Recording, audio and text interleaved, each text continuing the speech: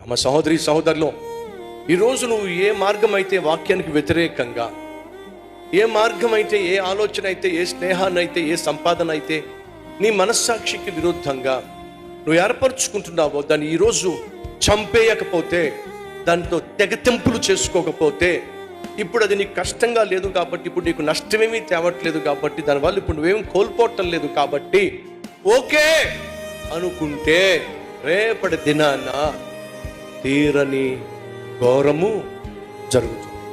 ఈరోజు ఆ స్నేహం వల్ల నీకు ఎటువంటి ఇబ్బంది లేదు అనిపిస్తుంది, కానీ ఆ స్నేహం ముదిరినప్పుడు అది నీ క్యారెక్టర్నే పాడు చేస్తుంది.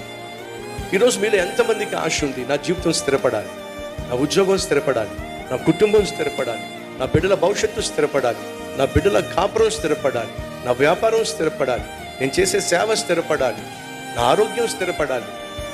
స్థిరపడాలంటే ఏం చేయాలి? ఈరోజు ఏమైతే నీ జీవితాన్ని స్థిరత్వం లేకుండా, మాట మీద నువ్వు నిలబడకుండా, మంచి ఆత్మీయతను కనపరచకుండా, మంచి సాక్ష్యం లేకుండా, పరిశుద్ధత లేకుండా నిన్ను పాడు చేస్తున్నాయో ఆ చెత్త మొత్తాన్ని తగలెట్టేసే, అప్పుడే నువ్వు స్థిరపడతావు. సొలొమోను స్థిరపడిన కారణం తెలుసా? నాన్న చెప్పింది చెప్పినట్టుగా చేశాడో. నువ్వు నేను మనం స్థిరపడాలంటే ఆ నాన్న, ఏ నాన్న? పరలోకమందున్న తండ్రి చెప్పినట్టుగా మనం చేయాలి.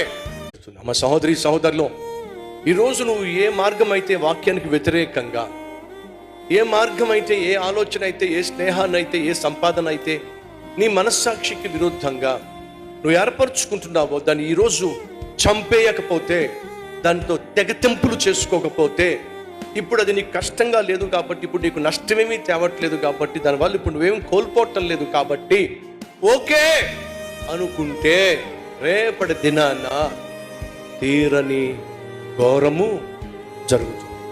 ఈరోజు ఆ స్నేహం వల్ల నీకు ఎటువంటి ఇబ్బంది లేదు అనిపిస్తుంది, కానీ ఆ స్నేహం ముదిరినప్పుడు అది నీ క్యారెక్టర్నే పాడు చేస్తుంది.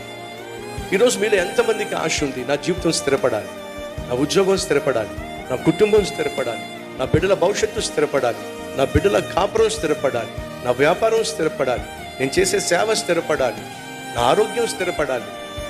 స్థిరపడాలంటే ఏం చేయాలి?